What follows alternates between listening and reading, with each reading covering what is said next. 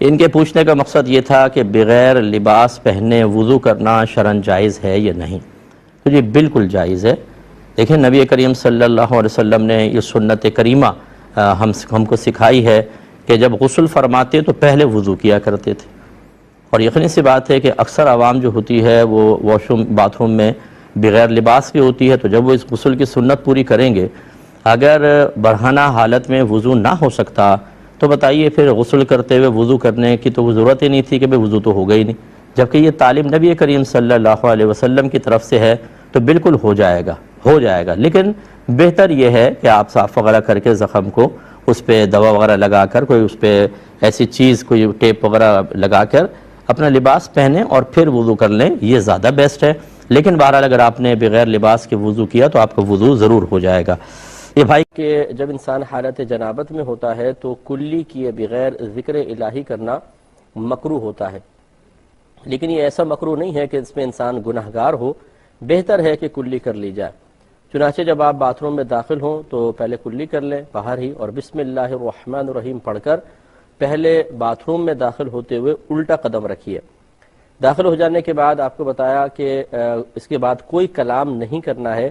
بعض لوگ یہ سمجھتے ہیں کہ غسل کا تعلق کلمہ پاک پڑھنے سے ہے، پہلا کلمہ پڑھیں گے تو پاک ہوں گے ورنہ نہیں، یہ بالکل جہالت بھرا خیال ہے۔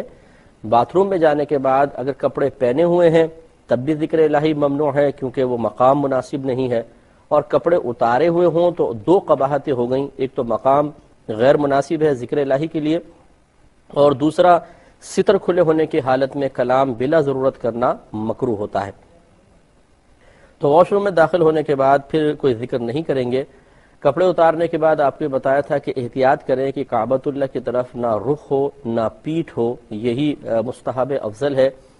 پیٹھ کرنا، رخ کرنا یہ مکروہ ہوتا ہے، اس لیے ایسے رخ کھڑے ہوں کہ نہ آپ کی پشت کعبۃ اللہ کی جانب ہو نہ آپ کا رخ کعبۃ اللہ کی جانب ہو، ادب اور احترام اسی میں ہے۔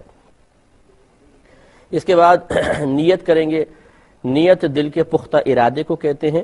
آپ زبان سے کچھ بھی نہیں کہیں گے، بس دل میں ارادہ کر لیں کہ میں اللہ تبارک و تعالیٰ کی رضا کی خاطر غسل کر رہا ہوں، یا نماز کے قابل ہونے کے لیے غسل کر رہا ہوں، یا جنابت کو اللہ تعالیٰ کے حکم پر عمل پیرا ہوتے ہوئے جنابت کو دور کرنے کے لیے غسل کر رہا ہوں۔ بس دل میں آپ یہ نیت کریں گے تو یہ نیت ہو جائے گی۔ اس کا فائدہ ہی ہوگا کہ اب آپ کا نہانا عبادت میں باقاعدہ شمار ہوگا اور آپ کو ثواب ملے گا۔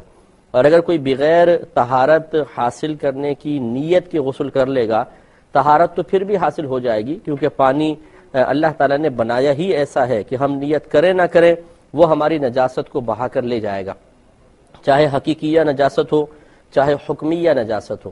تو لہٰذا اگر کوئی بغیر نیت کے غسل کرے گا، غسل پھر بھی ہو جائے گا، جنابت پھر بھی دور ہو جائے گی، لیکن اسے ثواب نہیں ملے گا۔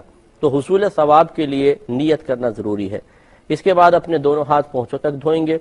اس کے بعد اگر جسم پر کوئی نجاست وغیرہ لگی ہو اس کو دور کریں اور استنجا کی جگہوں کو دھوئیں۔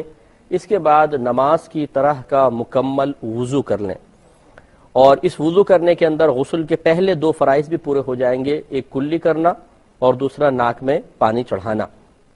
اس میں آپ کو بتایا تھا کہ کلی کرنے میں غرغرہ بھی ہوگا، اور ناک میں پانی جب آپ چڑھائیں گے تو خالی ٹچ نہیں کرنا ہے، بلکہ جو نرم ہڈی جہاں تک ہوتی ہے، یعنی سخت ہڈی ناک کی شروع ہوتی ہے، وہاں تک پانی کو سونگھ کر اوپر تھوڑا سا چڑھانا، یہ سنت کریمہ ہے، بلکہ یہ غسل کے اندر فرض ہے، وضو کے اندر سنت مؤکدہ ہوتا ہے۔